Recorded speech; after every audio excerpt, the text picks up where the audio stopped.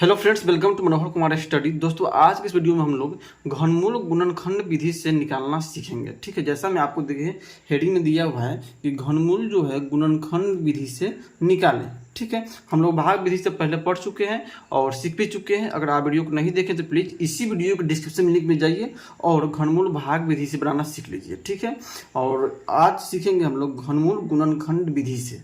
ठीक है, हमारा सवाल भी दिया हुआ है कि 5832 का घनमूल गुणनखंड विधि से निकालें। ठीक है, तो क्या करते हैं, पहले हम यहाँ पर लिखते हैं 5832। ठीक, देखिए यहाँ लिखते हैं 5832 और एक लाइन जो है नीचे की तरफ खींचेंगे यहाँ पर, और एक लाइन जो है इस तरह से खींचेंगे।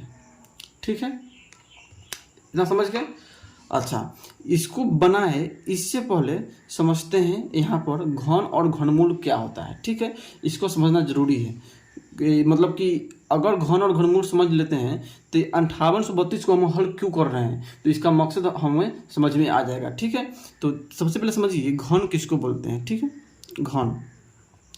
घन जो होता है कि जैसे में 3 कोई संख्या ले लेते हैं। ठीक है, 3 कोई संख्या ले लिए, तो घन जो होता है 3 के पावर 3 होता है। मतलब कि इस 3 को 3 बार गुना करना है। 1 2 3, 9 आया है ना, 27 आया, पहले 27 आया, 3 तिहाई 9, 9 3 27। ठीक है, जो 3 का घन होगा 27 होगा। क्यों? क्योंकि 3 को हम 3 बार गुना किए हैं तो 27 आया है। ठीक है, समझ गए इतना। अब समझिए घनमूल किसको बोलते हैं। घनमूल, घन और घनमूल मंत्र पहले समझ लीजिए। ठीक है, अब देखिए घनमूल क्या होता है कि जो 27 है। अच्छा, इससे पहले समझिए कि घनमूल को हम लोग ऐसे लिखते हैं, रूट अंदर और यहाँ पर 3 देते हैं। जहाँ भी ऐसा आपको अगर सिंबल नजर आए तो समझिए कि हमें घनमूल निकालना है। ठीक है, तो हम इसी संख्या को ले लेते हैं, 27 यहाँ पर रखते हैं और 27 का घनमूल निकालते हैं। ठीक है, तो जो 27 आया है, ऐसी कौन सी संख्या है जिसको हम 3 बार गुना किए हैं तो 27 आया है, तो उस संख्या को आपको निकालना है। तो कौन सी संख्या को 3 बार गुना किए हैं, 3 को किए हैं 3 बार गुना, तो यहाँ पर घनमूल जो है 27 का 3 आया। समझे, घन जो होता है कि किसी संख्या को 3 बार गुना करना और उसके बाद जो परिणाम आता है वो आपका घन होता है। तो 3 का घन कितना हो गया, 27 हो गया। और घनमूल होता है कि जो 27 आया है कि ऐसी कौन सी संख्या को जिसको हम 3 बार गुना किए हैं। ठीक है, तो उसी को हम घनमूल बोलते हैं। अब समझिए यहाँ पर सवाल दिया है 5832 और 5832 में हम लोग भाग लगाएंगे। भाग किससे लगाएंगे ये हमें नहीं पता है, समझ गए। हमें थोड़ा दिमाग लगाना पड़ेगा, ऐसी कौन सी संख्या से हम यहाँ भाग लगाएं कि पूरा का पूरा कट जाए। शर्त ये है कि जो संख्या हम लोग यहाँ पर लिखेंगे, जिस संख्या से भाग लगाएंगे वो संख्या अपने आप से कटना चाहिए। जैसे में 2 हो गया, 3 हो गया, 5 हो गया, 7 हो गया, 11 हो गया, 13 हो गया, 17 हो गया, 19 हो गया। मतलब कि जो ये संख्या आपको दिख रहा है ये सिर्फ अपने आप से ही पूरा कटेगा, किसी और संख्या से ये नहीं कट सकता है। तो हमें भी यही पर लिखना पड़ेगा वो संख्या कि जो संख्या अपने आप से कटे और जो भागफल होगा, जो इसमें जैसे में यहाँ पर 5832 है और इसमें संख्या से भाग लगाएंगे तो जो भागफल होगा वही यहाँ पर लिखेंगे। ठीक है, तो पहले हम लगाते हैं भाग 2 से। 2 से जब भाग लगाएंगे, देखिए 2 दूना 4 और 2 नमा 18, 2 एकम 2, 2 छक 12। जो भाग अगर 5832 में लगाइएगा भाग 2 से तो 2916 आएगा। ठीक है, भागफल 2916 आएगा। तो फिर इसी तरह हम फिर लगाते हैं भाग 2 से। 2 एकम 2, 2 चौका 8 और 2 पंचे 10 और 2 अठे 16।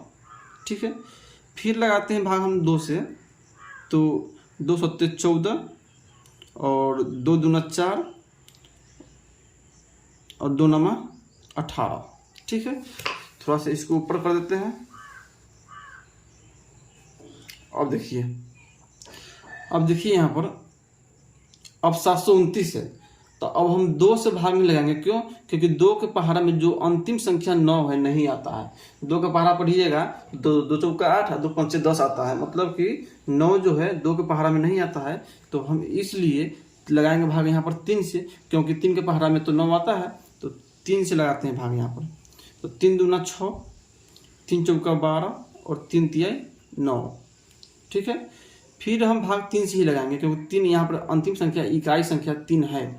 तो 3 अट्ठे 24 और 3 एकम 3। फिर लगाएंगे भाग 3 से ही, ठीक है। 3 के पहाड़ा में 81 आ जाता है, 3 का गुणज 81 होता है, ठीक है। तो 3 दूना 6 और 3 सत्ते 21।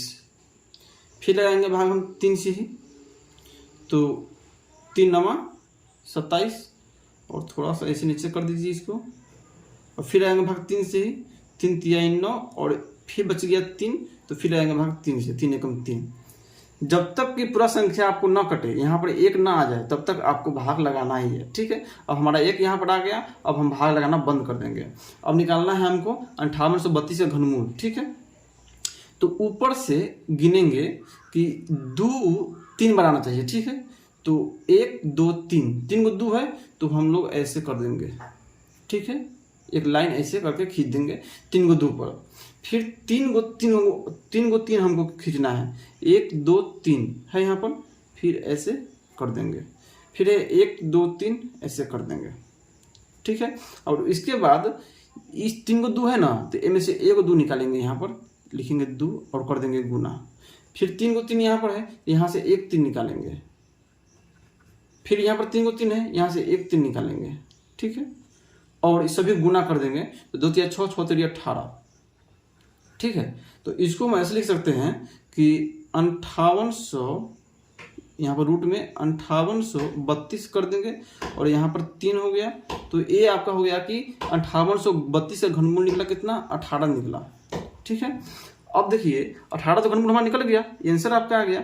लेकिन ये 18 जो घनमूल निकला है वो सही है गलत है, इसका भी आप जांच कर सकते हैं। कैसे कि 18 को आप 3 बार गुना कीजिए, 18 को आप 3 बार गुना कीजिए, और इसको गुना कीजिएगा तो 5832 आएगा, ठीक है।